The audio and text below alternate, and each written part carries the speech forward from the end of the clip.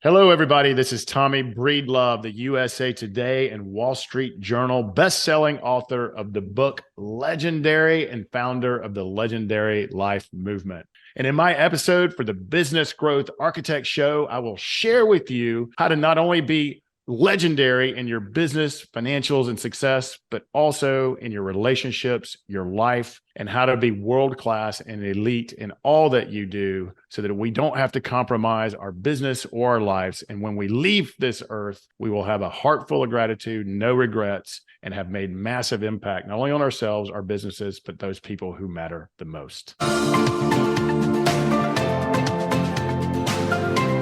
Welcome to the Business Growth Architect Show. I am Beate Gillette. I am the host.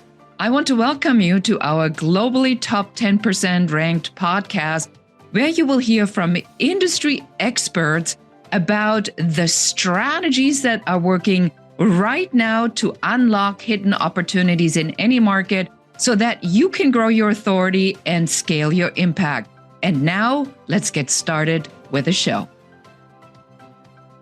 Welcome, everyone. This is your host, Beate Gillette, the Growth Architect. Today, we are going to talk about how to become legendary. With me today is Tommy from the Legendary Life Movement. Tommy, I'm so excited that you are here. Welcome to the show.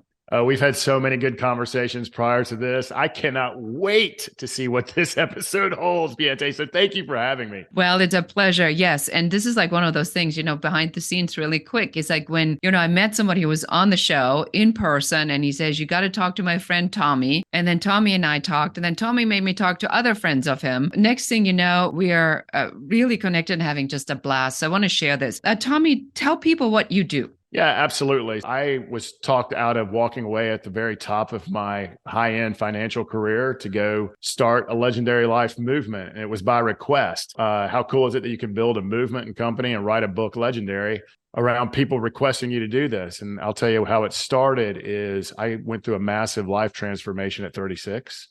I went from one of the most hated people at my firm. I was really financially successful, really had the corner office, the shiny object, the shiny cufflinks and the nice car. But on the inside, my marriage was crumbling. I still felt alone, still felt worried, insecure. And, I could be talking to 1,000 people. I was just angry. And I decided to transform my life at 36 years old. And the tangible results of that, and this will go into what I do really quickly, the tangible results when the changes I made by investing in myself first. I'm talking about my heart, my mind, and my soul muscle, and really prioritizing me. My income doubled, my network 10x. I went from one of the most hated people in my firm to one of the most beloved. And all of these entrepreneurs, executives, and really ambitious, high achieving men and women started asking me for coffee or a drink or to go for a walk. And I'm like, hey, we're going to do some business, because I never planned on leaving the financial consulting and M&A world. And really, they wanted to know what I did and how I did it. What drug are you taking? Or can I have some of that and help me be more fulfilled? Because I went from arrogant, which is insecurity on steroids, to humble, to peaceful, to confident, to courageous, but a quiet confidence. And they saw the changes in my life. They saw the changes in my tangible results. They saw the changes in my marriage, and they wanted more of that. So I decided to walk away at the top of my career and write a book that became a Wall Street Journal and USA Today bestseller, Legendary. There it is.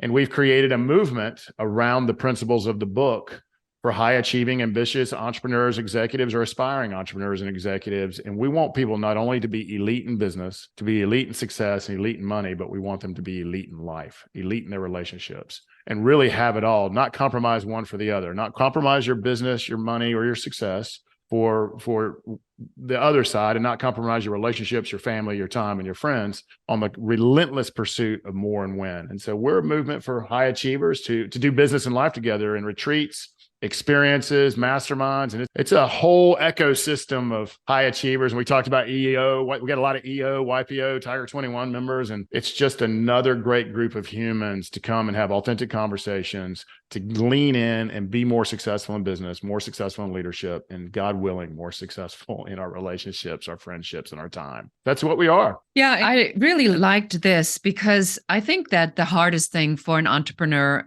is to kind of come to terms with how much time or how little time we have. And we start because we have these crazy big ideas. And that's what is entrepreneurship. It's like everybody else says it can't be done. And then somebody like us who didn't get the memo just did it anyway. But then we find that we get really hooked to the adrenaline, or we get hooked to the doing more, the being better. And then we attract, these partners or people in our life that what we want. But instead of increasing our success or satisfaction level, it sinks. Why is that? I think there's a lot of different reasons. I think no matter where you are in your entrepreneurial or business journey, you're always measuring yourself to the ideal. And the problem with that is it's like swimming to a horizon. You'll never, ever, never get there. And, you get your first $100,000 as a business owner, then you get your first million, then you get your first 5, 10, 100, and you're always measuring yourself as a human, as a leader, to an ideal. And the ideal is based on all these external metrics. And we're always constantly comparing ourselves to others who are either farther ahead. It's a never ending journey. And when you're doing that, we're in a place of not good enough. I'm still not there. When I have this, or when I have more of this, or when I get here, I will be happy, fulfilled, and I will prioritize it. And I think our priorities are off. I think high driven people put themselves last. And that's the exact opposite thing that you have to do. I think we have to lead, respect, and love ourselves first fully. I'm talking about a humble confidence in your heart, your mind, and your soul. So I think that's number one. Number two, I think we suck at prioritizing the main things. I don't think we make the main thing the main thing.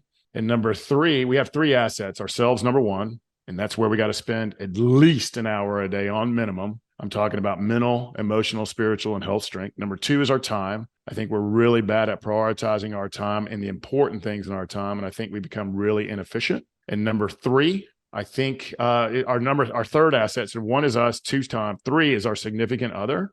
And they're either going to be our biggest asset or our biggest liability. And a lot of us, including yours truly, have taken those people for granted and not prioritized them. And it's about quality over quantity, but taking them for granted and almost losing everything on that pursuit of more and win. So I think it's a stew of a lot of different things. And it all comes down to self-confidence. It all comes down to self-awareness. And the number one failure in leadership is self-awareness, truly knowing thyself and going from ignorance to awareness to transformation in all phases of your lives. Because I think as high achievers, we think, well, when I get to 100 million or a billion or whatever your number is, $10, it doesn't really matter what it is. I'll be happy.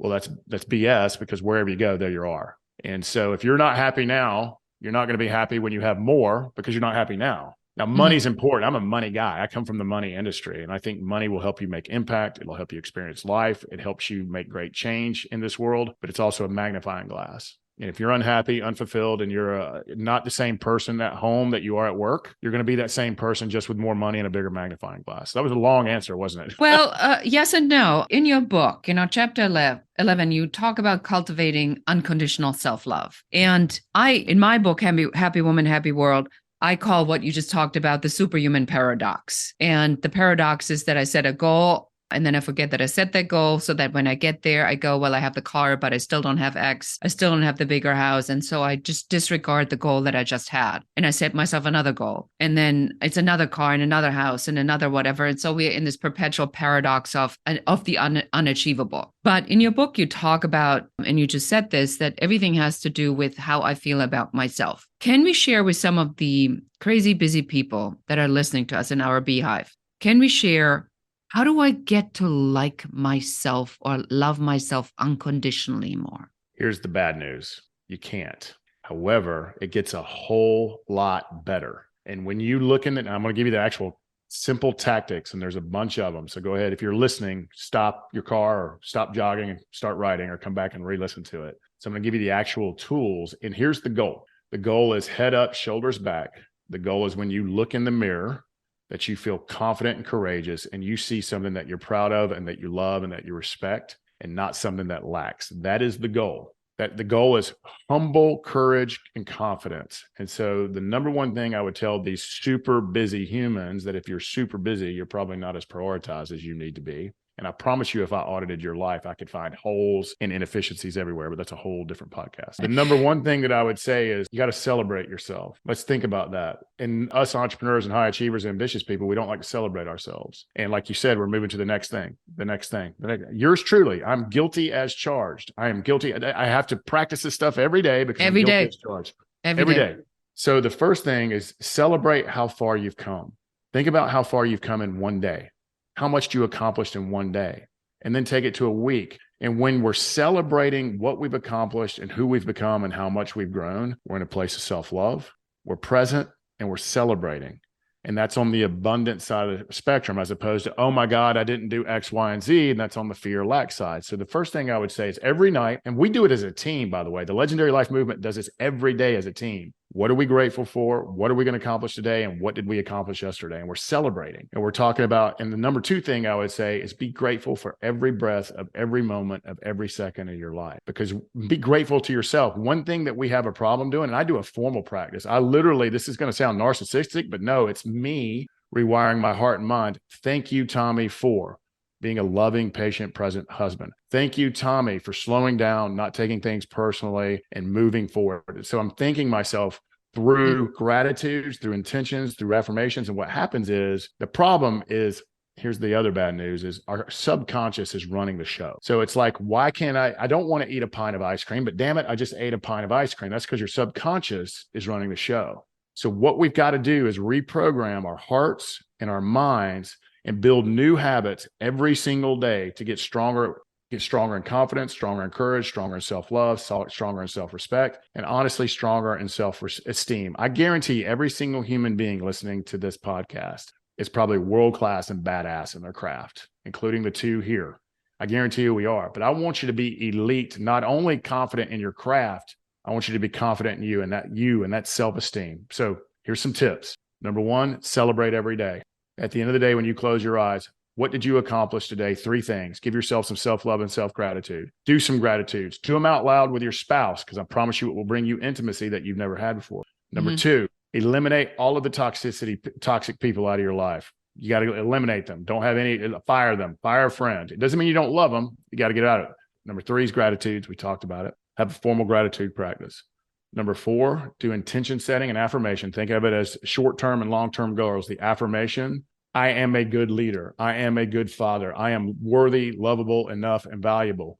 When we write those things down over and over and we reread them, there's my Southern English, then all of a sudden our subconscious mind is being rewired. We got to go into forgiveness, live your core values, meditate. Meditate helps you be proactive and not reactive. And if you work on yourself every single day, a minimum of an hour, hopefully 90 minutes, I'm talking about health, your strength, mental fortitude, emotional fortitude, spiritual fortitude. Read books like Legendary. Read books like Think and Grow Rich. Read. There's 100 different books out there. That's the goodness. And apply that knowledge into your life. And eventually you will you will put yourself in the top 10%, but you got to show up for yourself in order to show up for others. You got to lead yourself in order to lead others. And it's about becoming self-aware.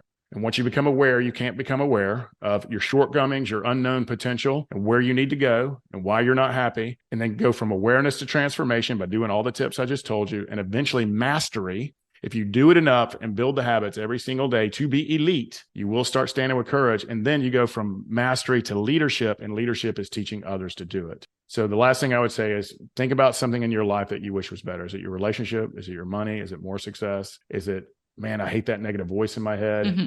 Is it all of those things? That's where you need to attack. That's where you need to build new habits. And it just simple daily little steps a day, every single day will pay compounding interest in your happiness, your fulfillment, your peace of mind. And by the way, most of you ambitious, high achieving, driven humans like this guy here, like the other person on the other side of this podcast, is we're still going to do our business most of the time. But when it's time to do life, when it's time to do relationship, when it's time to do family, when it's time to do fun, make the main thing and make it quality over quantity. By spending an hour a day, just full intimacy, full presence, full communication with your spouse, an hour a day with your kids, and 30 minutes a day in fun, just laughter and letting go, and not distracted by your phone, not distracted by your text, not distracted by your email, being fully where your feet are, quality over quantity, and good communication, good, just pure being there and leading with love, your whole life will change. So I'll get off my high horse now.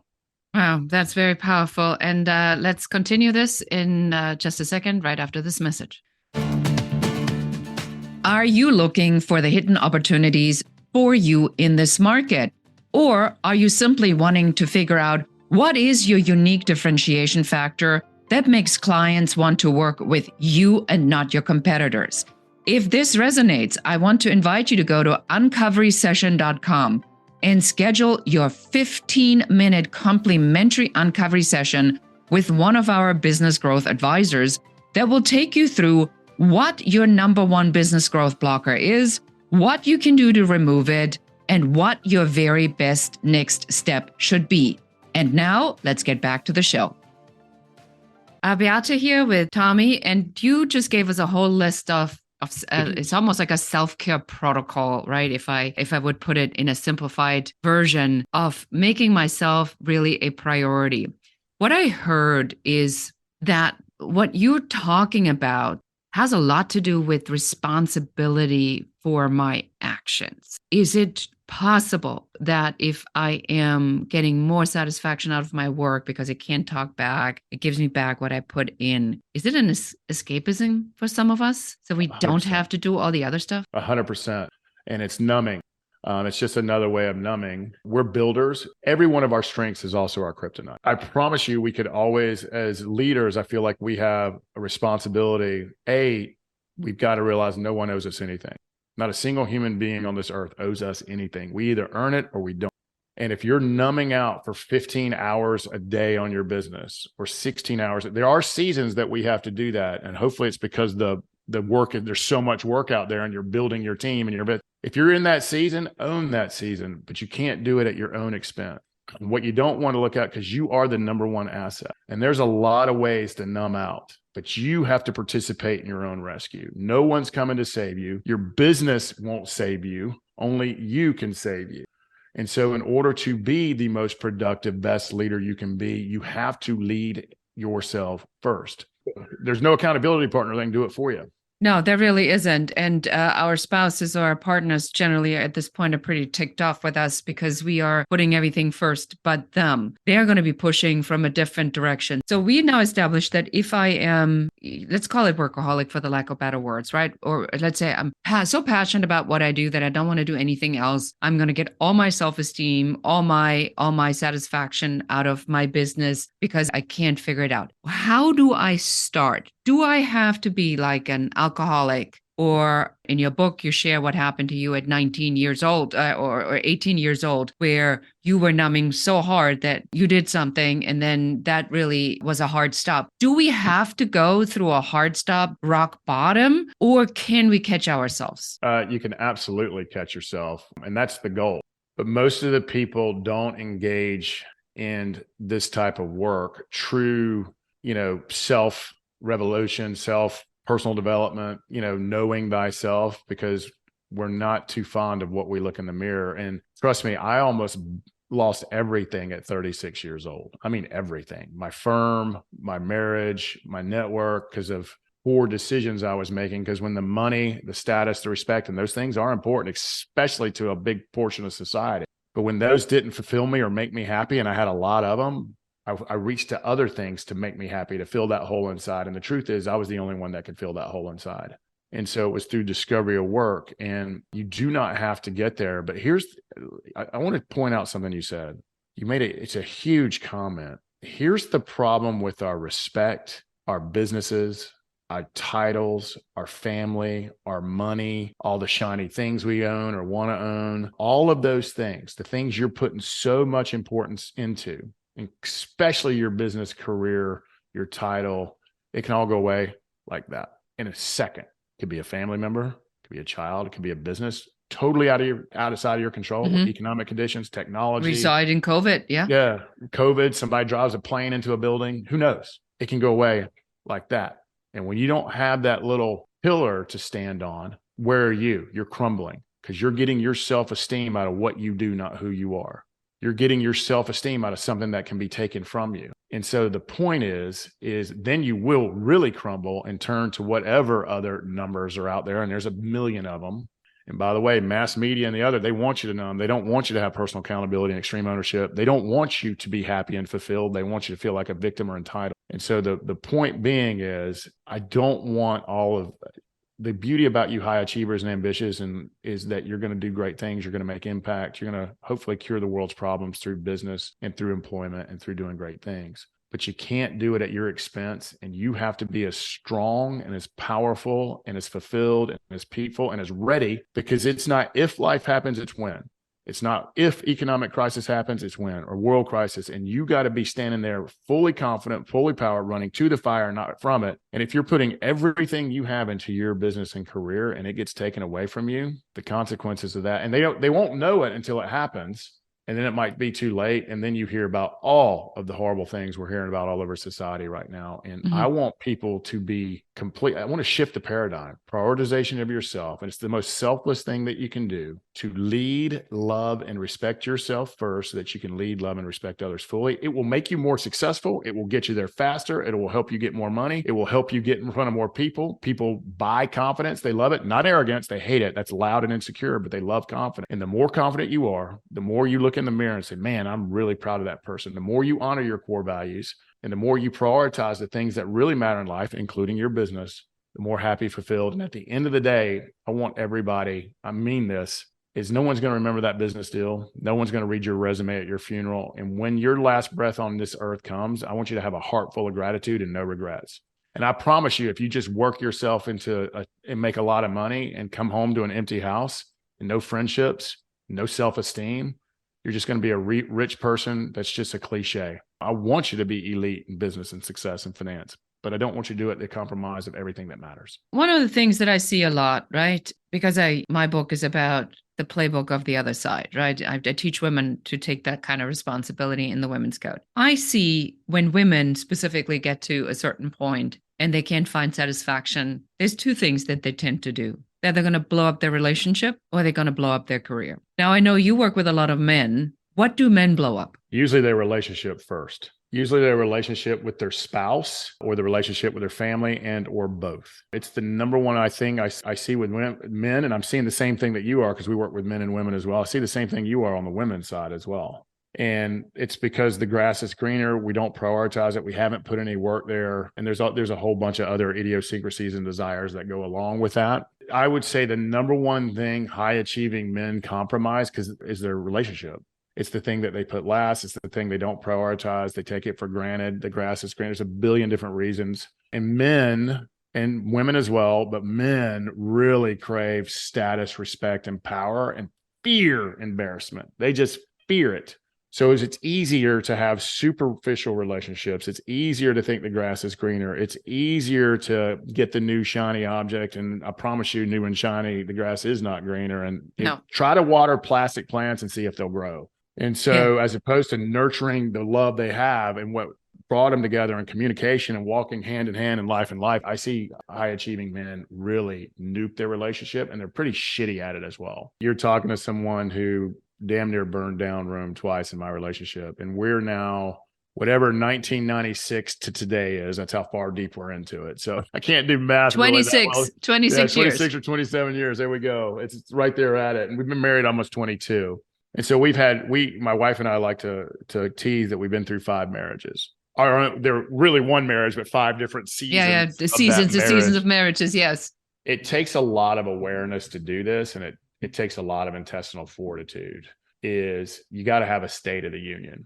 And if you can't even have a state of the union, if you can't take a Saturday or Sunday or a Friday night and just, why is this relationship important? Remembering why we got into this relationship in the first place. What are we missing from this relationship now that we had so well? And I'm not talking about the lust when we first get together, when we're all rabbits and, we're learning each other. That's different. That's lust. That's not love. It's important. That's certainly important. But how important is this relationship? What are our goals in life and with each other? And are those even reconcilable anymore?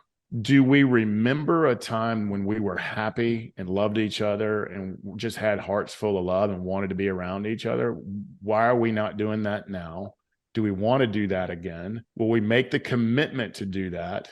Do we even know what each other's love language is? I kept affirming my wife and it exhausted her because I'm a words of affirmation guy. I want to be told how pretty and important I am 24/7, which exhausted her. She's an acts of service. And now I make sure I bring her coffee every morning. I make sure I read our daily readings to her every morning. And I fill up her gas when I'm in her car. So it's little things that go a long way. So it's really having a state of the union. And I'm going to give a shout out to my dear friend and client, Tiffany Hoffine. She was my boss at Deloitte. And now she's an entrepreneur. I'm an entrepreneur, and we hang out as friends. She's a client. I work with her. But here's what they do, and I love it. Now, this takes a lot of intestinal fortitude. That's courage for courage. That's a word for courage, and you can do the rest. But they go on an air of grievances, a gratitude, and action walk every Sunday. And their walk is 3 miles. So the first mile and a quarter is air of grievances. The second, a mile and a quarter, is gratitudes for each other, the relationship, and all the wonderful things they do have. And the last, whatever percentage left, half a mile, is what are our action items, to-dos, and buy-wins as a couple, because they are in business together as well. And I think having a State of the Union, because I promise you, the new person, the new shiny object, they're going to have their idiosyncrasies. They're going to have their desires. They're going to have and you're going to have to relearn it all again. And it's easier. It's like a customer. It's easier keeping a customer, like really working with as opposed to going and getting a new one. And what I love about human beings is we're all crazy, and it's what level of crazy we can put up with, right? And I want to make sure that the person I do life with, which is our third most important asset behind ourselves and our time, and the significant other are just as important because we got to prioritize them. But having a State of the Union, is this worth fighting for? Is this worth rebuilding? Is this worth a priority? Are we still going in the same directions? Do we have the same core values? Do we have all of these? And do grievances and gratitudes, and maybe asking how I can love you better and hearing the answer. But here's the thing. No one likes people who just talk. That's why we hate the media and politicians. They just talk and don't do. You got to go do. And if your relationship, or when my relationship was on the rocks, if I wouldn't have prioritized it, I would have lost it. And respect can always be earned. And the last thing I would say is forgive yourself. Let's lighten up on ourselves. We're so damn hard on ourselves, and we have trouble forgiving the mistakes. We say things we regret. We do things we regret. And it's easier just to cut it off and press reset and go find something new. And then we'll repeat the same behavior over and over again. But if we can prioritize ourselves, prioritize our time, and prioritize our relationships, nothing else will make us stronger. And so, but you got to be on the same page. You got to be. Yeah, no, we're definitely on the same page here. I think that what I'm hearing you say is I am the one who is responsible for not just the decisions, but the rituals, or the lack of rituals, or the lack of discipline, or the lack of focus that creates the holes. Because if my understanding about spiritual laws is correct, if I screw up, doubt creeps in, doubt opens to fear, and then it's over, because then the subconscious takes over. You are overriding with these rituals, correct, an old program. Am I getting this right? Yeah, you're rewriting the story that's told to you. So everything that's in your brain that you tell yourself, I would say 70% of it's probably not true, because we're so brutally hard on ourselves. And any story that you tell, any belief that you have, any wiring that you have in there can be unwired. It can be rewired from fear to love. It can be from scarcity to abundance, from being scared to courage, from judgment to open-mindedness. I mean, anything can be, but we have to do it. Wherever you go, there you are. And if 95% of your thoughts and actions every day are the same as yesterday, nothing's going to get better until you change small habits to make it better. Second is you got to participate in your own rescue. No one's coming to save you. There is no magic pill, and there is no quick fix. However, if you get in the mental, emotional, spiritual, and physical gym every day, you will be fit. And number 3, going back to the relationships, is I'm a fan of how you do anything is how you do everything. But I promise you, if you do your daily habits, and they're fun, by the way, they become addictive and fun. Like if I don't do my daily readings, my meditation, my journaling, and reading to my wife every morning, I get off. Like I truly enjoy it. So you have to enjoy it in order to do it. Don't do something you're not going to enjoy. But when you do that, people are attracted to confidence. They're attracted to humility. And it will make you more attractive. It will make your relationship better. And you said something we have non-negotiables in our relationship, and my wife will call me out on them. We've renamed my insecure, arrogant alter ego Ike. She goes, is Ike talking to me this morning, or is that Tommy? Because I'd love to kill Ike if it's Ike. And so I've named my alter ego when I decide to get out of the bed and be mean or say something ridiculous or pick a sore. But number 1 is we show up for each other first. We're number 1. We show up. Phone rings and it's her, I'm going to answer it. We show up and we honor our commitments to ourselves. And number 2, we protect and defend our fort at all cost. She's never had a problem with this. Apparently, I'll let strays friends, families, and opportunities creep into my life that really want to take advantage of us, our businesses, or me. And so she'll whisper in my ear, protect and defend. And she's feeling that sense of, hey, we're about to let an enemy into the gates. And I think So her those spidey senses are excellent. Yeah. And she's got excellent intuition. And so, and the last thing I'll say is when you honor your core values as best you can every day, when you show up in your alpha state every morning and work on you every single day, the compounding interest in every single aspect of your life will pay dividends that you can't even imagine, including in your relationship. And the great poet, going back to relationships to end it out, the great poet David Whyte, he's an Irish poet, and he says that relationships with your spouse or your significant other is a contest of generosity.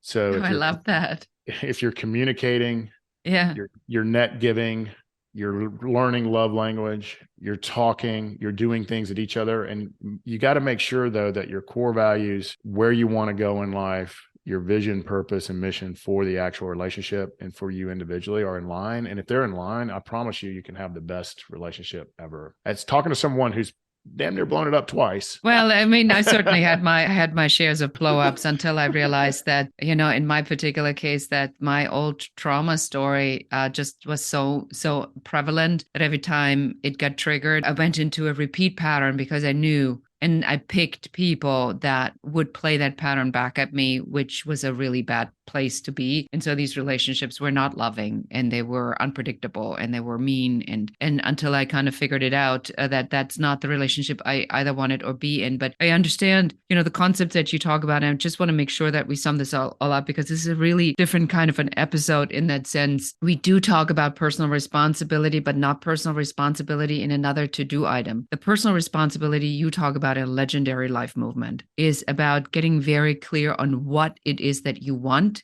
telling yourself that it is there for you and that you deserve it, and then you give them the tools to actually do that. 100%. And you just said I was the same way as you. So I come from tough background, especially when I was a younger person. And there was a lot of negative messaging and trauma that happened in my life that I honestly believed that I wasn't lovable, worthy, valuable, or 100%. Yeah. It didn't matter what was in my bank account. Yeah.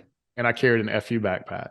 And everything around me was crumbling, and I was leaving a wake of destruction behind me because I was attracting that into my life. And as far as my relationship, and then I'm gonna get to the punchline, as far as my relationship, the women that appeared in my life, from my family members to the first people I dated, they hurt me in a lot of different ways, and so I always thought women, like I was projecting what happened to me onto every single woman. And that caused me to almost sabotage my relationship with Heather. I couldn't believe that someone would actually love me. So let me pull out the rug before she pulls it out from me. I know, right? Everybody else does. I got to rewire this negativity in my heart and mind. And it's at that moment when I decided to participate in my own rescue, when I made me the main thing.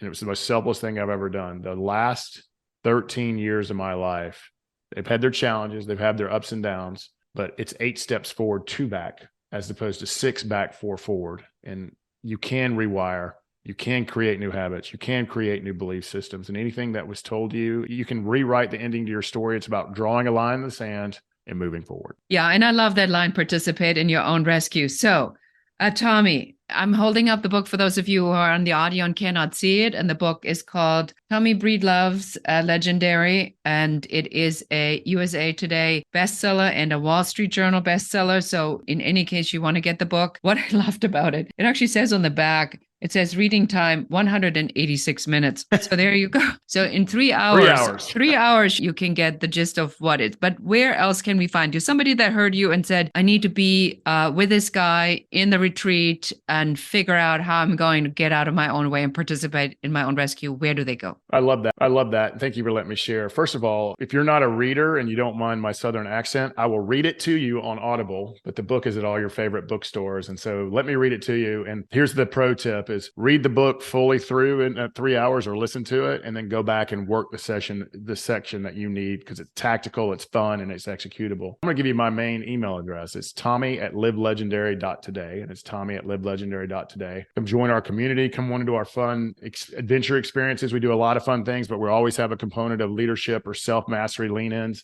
Or if you want to come and just go all in, And if you're ready, if you've got the intestinal fortitude and it's time to get clear on who you are, where you're going, connect with other high achievers, but also a master class on self-mastery and rewiring, come to our Legendary Life Foundational Retreat. We do them for men and women. That is the best thing we do. It's a 4-day vacation to you, from you, for you. And it's a full immersion. So get ready to step away from your business and life and leave there a whole lot more elite than you came. Email me directly, Tommy@livelegendary.today. Well, thank you so much for that. What a powerful episode. So there you have it all. This is Tommy. Tommy, it's been such a pleasure to have you on the show. Thank you so much for sharing your heart and soul and your insights.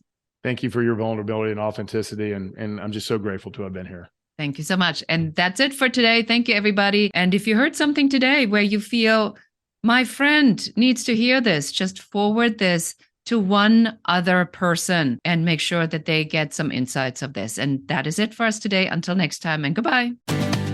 Thank you for listening to or watching the show. We are so excited that you're here, and we are very grateful for you. Now it's our turn to ask you for help. Please do share this episode with one other person that needs to hear what we were talking about today. If there's any question you have about business, please do reach out to us and let us know. And don't forget to schedule your complimentary uncovery session at uncoverysession.com, where one of our business growth advisors will help you to figure out what your number one business growth blocker is in only 15 minutes. And that's it for us today. Until next time.